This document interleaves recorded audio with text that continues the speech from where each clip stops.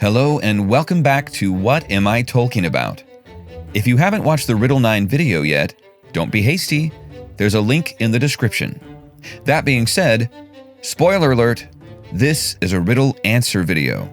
If you want a chance to guess before the answer is revealed, now's your chance. Before I reveal the answer, be sure to subscribe to the channel. It's absolutely free and sure would be appreciated. Also, when a riddle drops, I usually give everyone about 20 days to work it out and put their answer or answers in the comments. That's right, feel free to change your answer. No matter what, if you don't answer at all, you can't be entered into a chance to win a Tolkien-themed prize in June of 2026. To stay abreast of riddle status, be sure to hit that notification bell. All right, you've been waiting, and here it is, the answer to Riddle 9. The Arkenstone. For those of you who guessed correctly, well done. For all of you, here's what I'm talking about. First stanza. Through craft and creed my home was breached, an act of greed the depths were reached. First off, I gave myself the unnecessary challenge of rhyming lines 1 and 3 as well as lines 2 and 4. Regardless, in this first stanza, I wanted to point to the dwarves with craft and creed and add the idea of a subterranean setting with depths. Pretty straightforward. Up next. My secret lair came to an end. It wasn't fair. From chest they'd rend. I wanted to incept the notion that the object was happier where it was and that its home was trespassed upon. However, the biggest clue here came from the last line with "from chest they'd rend." This is a reference to the Arkenstone being referred to as the heart of the mountain. In chapter 13 of The Hobbit, entitled Not at Home, as Bilbo approaches the stone, we read this.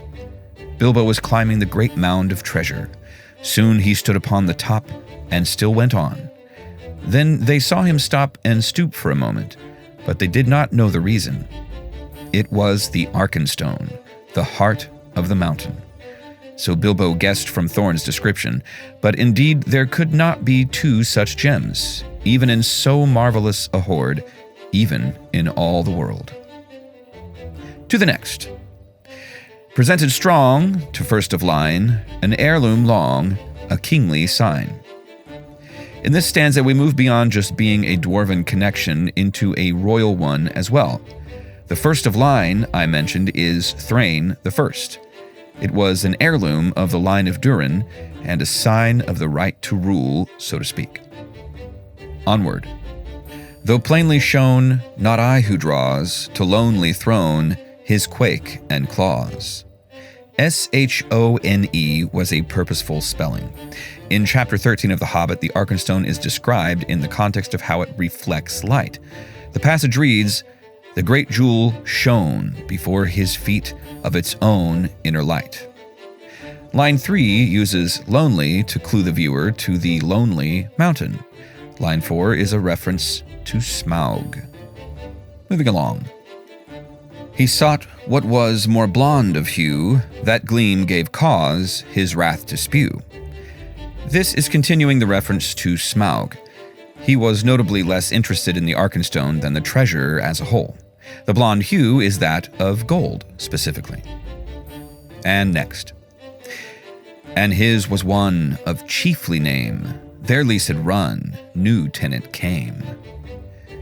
Bilbo referred to Smaug as chiefest and greatest of calamities, ergo, chiefly name.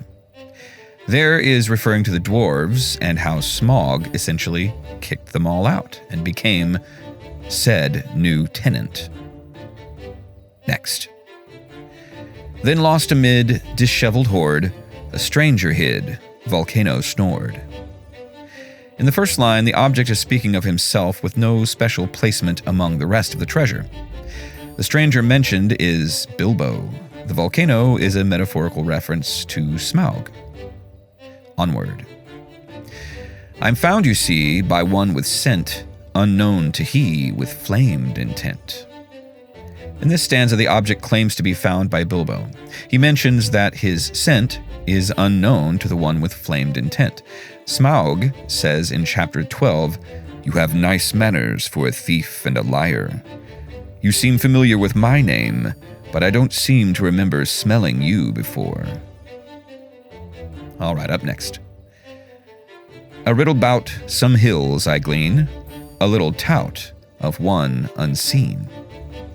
Directly after Smaug said the previous, he went on to ask Bilbo who he was. Responding, Bilbo said, I come from under the hill, and under the hills and over the hills my path led, and through the air I am he who walks unseen. In this stanza, the object is regurgitating what it heard between Bilbo and Smaug. And as a fellow riddler, I do enjoy this scene quite a bit. Up next. Unseen indeed, a growing mood, affliction's seed of Glaurung's brood. This stanza is speaking of dragon sickness and its effect on Thorin and the dwarves. Glaurung is mentioned in the Silmarillion as the father of dragons. As the possible progenitor of all dragons, it is his brood from which dragon sickness derives. Onward again. When dust is cleared, the loss is great. 'Twas all they feared of leader's fate. This is referring to Thorin's death after the events of the Battle of the Five Armies. To the penultimate. The end of line, new home, new chest, we all now shine in darkest rest. The tragedy of the story is the end of the line of Durin with the loss of Thorin and Fili and Kili, thus end of line. In the last two lines, this is the object referencing how it was placed upon the chest of Thorin. We is the object referencing itself in the company of Thorin, Fili, and Kili. Lastly, a warning last, a lesson taught, the sight aghast, what greed has wrought. Here the object serves as the voice of warning after having been at the center of a great and tragic adventure. I hope you enjoyed this riddle and the answer to it. If so, feel free to let me know with a like. Also, remember to put your answers in the comments for the riddle videos. Doing so will enter you into a chance to win some Tolkien swag in June. So have at it. Solve these riddles. You're also more than welcome just to make comments, too. I'd love to hear from you, especially if you share the professor's affection for riddles, or you just have an affection for the professor.